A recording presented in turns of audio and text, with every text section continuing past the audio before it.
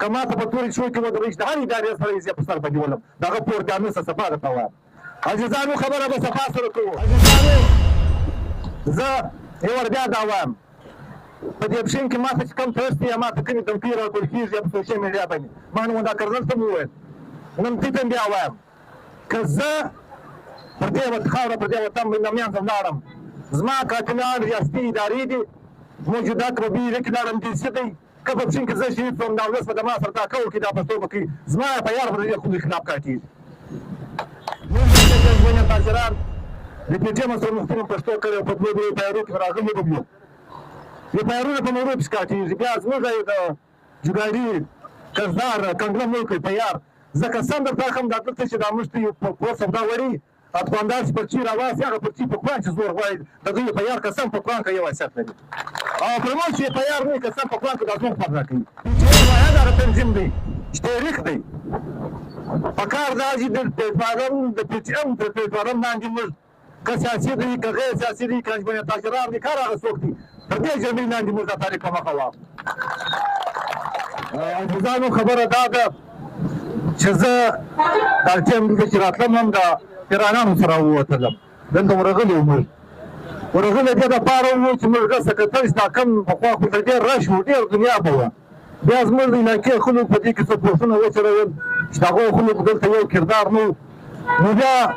ما کلیوال ته وویل کلیوال ته مې اطلاع ورکړې وه انجمن تاجران ځینې صدر دی نو دوه ځله یم ورغلی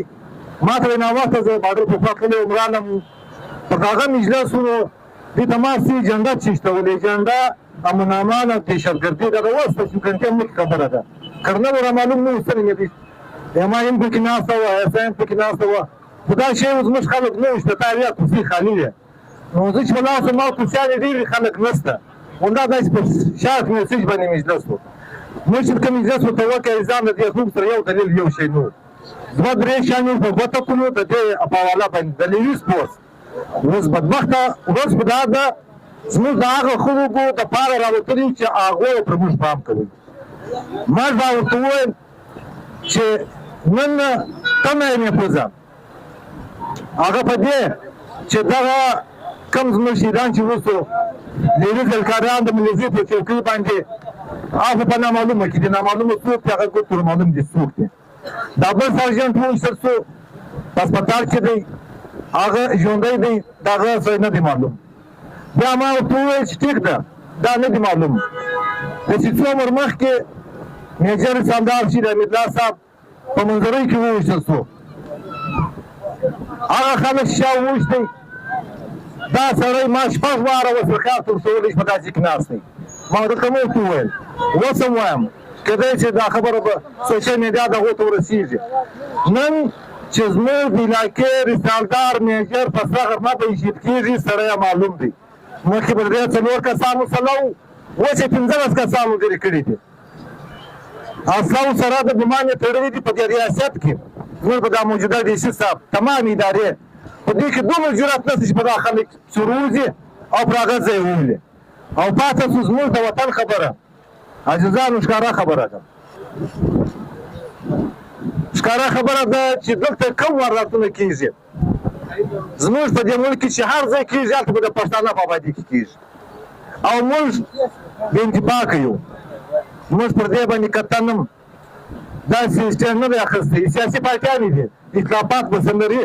یوه خبره ده موږ ته یوه لاره پاته ده که واقع موږ د قام غم خورو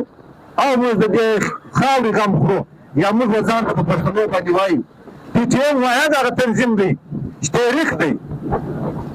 په کار دا چې د پلټفارم د پي ټي ایم د پلټفارم باندې موږ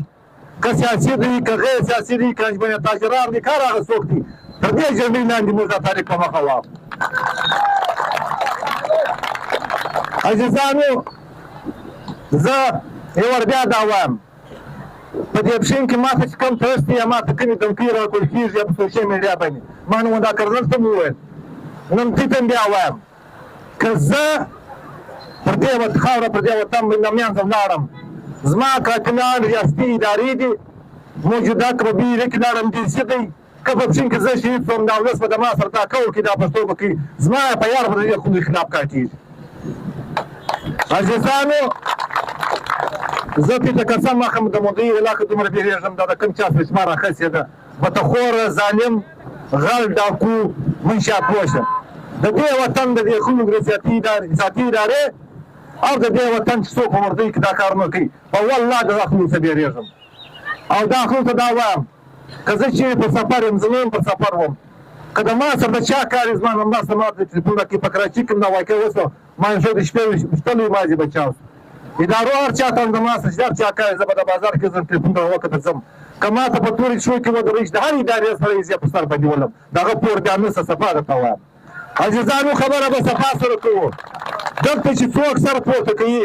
که د ملا په شکل کې دی که د وکیل په شکل کې دی که دانشوره دی که پروفیسر دی که وکیل دی که ملا دی که قبایلي مشر دی قسم دې په قرآن دې دا د بالکل د منصوبې په د منځه روان دي او کم خلک چې زموږ دلته ریلیز بالا ویشل کېږي که پولیس بالا ویشل کېږي قسم نن د خدای دې و دې خلکو ته څوک د موږ سیستم چلوي او د دې موږ غټ بدماشان دي قسم په توان چې ټک په ټک معلوم دي دا کار موږ ایمانداري نه کوو موږ ریاست اجمنه تاجران د پی ټي ایم سره محترم پښتو کړی په دوه دوه پیارو کې راغلي وګړو د پیارونو په نورو پسکاټیږي بیا زموږ د جوګاري کزدار کنګله ملک پیار ځکه سم درته ښیم دا دلته چې دا موږ ته یو پور سودا وړي اتخواندار چې پرچي راواسي هغه پرچي په قرآن چې زور غواړي د دوی پیار قسم په قرآن کې یو حیثیت لري او پر موږ چې پیار نه قسم په قرآن کې دا زور فرق راکوي نو را پېژمندي اوسئ بریالي اوسئ زموږ په دې وطن کې زموږ چې کوم شیطان سوي دي موږ د دې عمل په سختو الفاظو غندنه کوو او دا مطالبه کوو